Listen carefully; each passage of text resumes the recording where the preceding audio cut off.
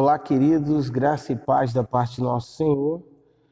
E estamos aqui para mais um vídeo de teologia do nosso seminário teológico John Hus. E nesse momento nós vamos tratar sobre um panorama geral do Novo Testamento. Nós vamos conversar inicialmente sobre a estrutura econômica e política da terra em que o Novo Testamento foi construído, escrito, principalmente aquilo que nós chamamos de Palestina ali do primeiro século. É importante esse estudo para que a gente de fato consiga compreender as questões tratadas ali, entender de forma clara e objetiva o que estava se dando naquele período em que o Novo Testamento é construído e principalmente no período em que Jesus de Nazaré estava ali, andando. E para tal, a gente precisa, sobremodo, pensar as estruturas políticas. É comum que nós tenhamos em ciência que os judeus, naquele momento, estavam subjugados pelos romanos.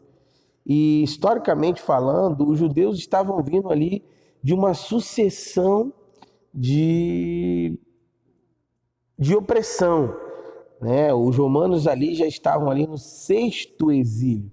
Só que agora eles estavam exilados dentro da sua própria terra. Então havia no coração dos judeus uma necessidade enorme de estar livres, de sair debaixo do jugo e do poderio do Império Romano. Então, obviamente, que o ambiente e a estrutura daquele período não era uma estrutura tão tranquila. Havia uma tensão constante na Palestina do primeiro século em relação justamente a essa liberdade. E logo que os judeus, os religiosos da época, alimentavam o povo com a ideia e com a promessa de que o Messias viria. Esse Messias seria libertador, seria forte, certamente devolveria a Israel aquela glória prometida no passado, para que Israel então tornasse a ser uma nação forte, poderosa e pudesse a partir de então governar o mundo. Então todos os partidos religiosos políticos daquele tempo entendiam essa figura messiânica com um propósito exclusivo de libertá-los do Império Romano e não só isso, devolver a glória de Israel. Haja vista que o próprio livro de Atos, no capítulo 1, há uma preocupação dos discípulos após Jesus ressuscitar e ser ali quase levado ao céu. O próprio Pedro toma a palavra e pergunta: quando é que o Senhor restaurará a glória de Israel? Há alguns teólogos que vai dizer justamente que essa possivelmente tenha sido a motivação de Judas para trair Jesus, visto que, de fato, o que se esperava era alguém que libertasse Israel da garra e do imperialismo opressor de Roma.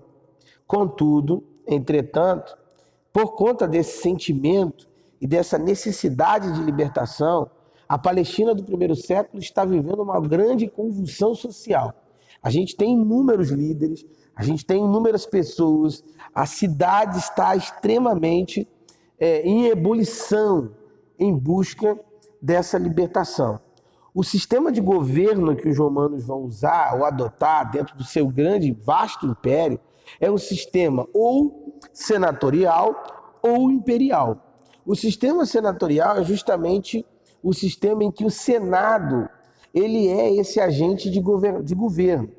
Toda a governança da província, da cidade, da localidade era executada pelo Senado.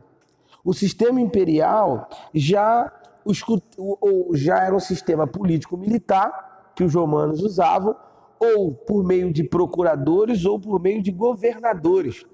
E os romanos fazem o seguinte: quando eles dominavam ou quando eles possuíam determinado lugar, o que eles faziam normalmente era escolher alguém que pudesse exercer uma liderança dali, com o intuito de harmonizar, impedir e de algum jeito inflamar qualquer tipo de rebelião contra o império.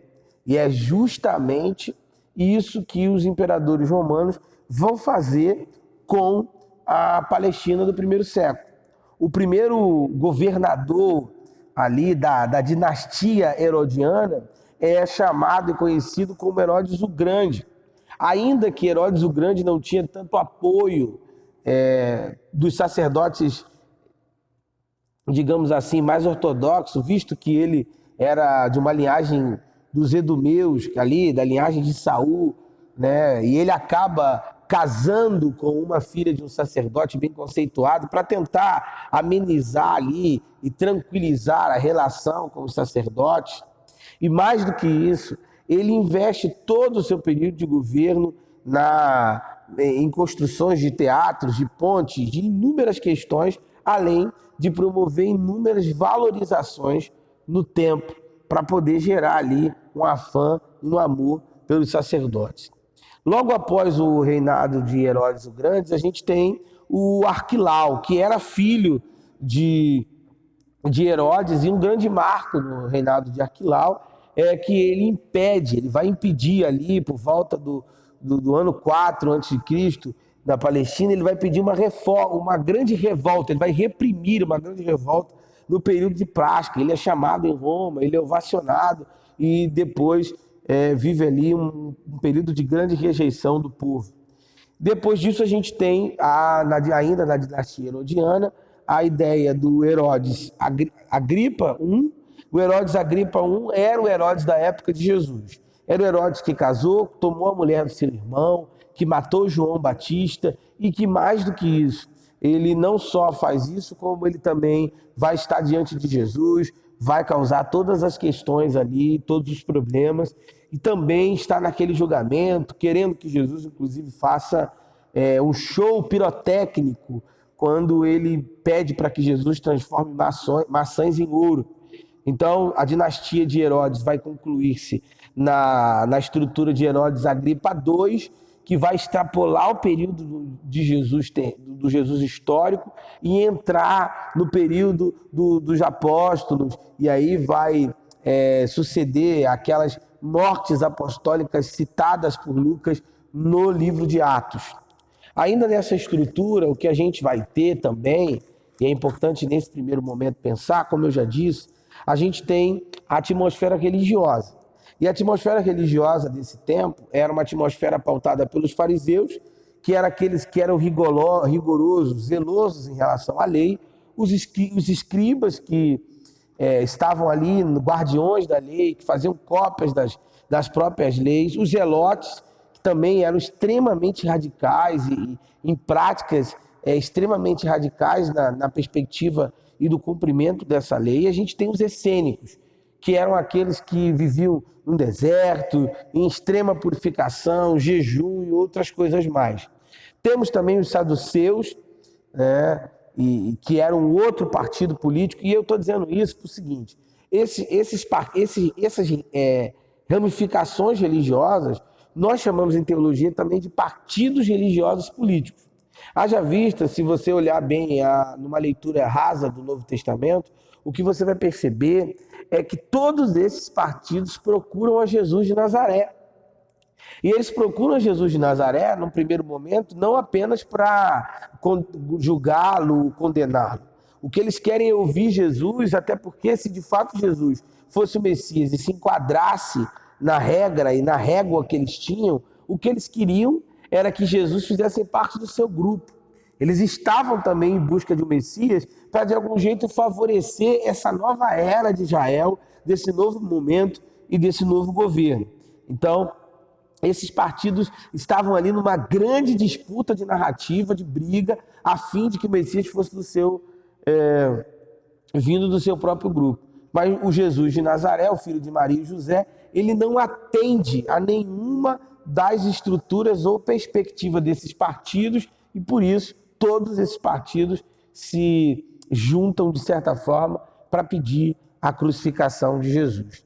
E aí a gente tem na sociedade os publicanos, que eram os cobradores de impostos, que eram extremamente odiados pelos judeus mais ortodoxos, os samaritanos, que também viviam sobre esse ódio, até porque tinham a questão do secretismo religioso, da mistura que havia ali, que eles toleravam entre si. Então, de algum jeito, isso incomodava os judeus a ponto de eles orarem pela manhã, agradecendo a Deus por não ser gentil nem samaritano. Então, a relação também com os samaritanos era uma relação muito terrível, uma relação muito complexa. A gente ainda tem, numa estrutura direta, um corpo jurídico, nessa sociedade, que é o que nós chamamos de sinédrio.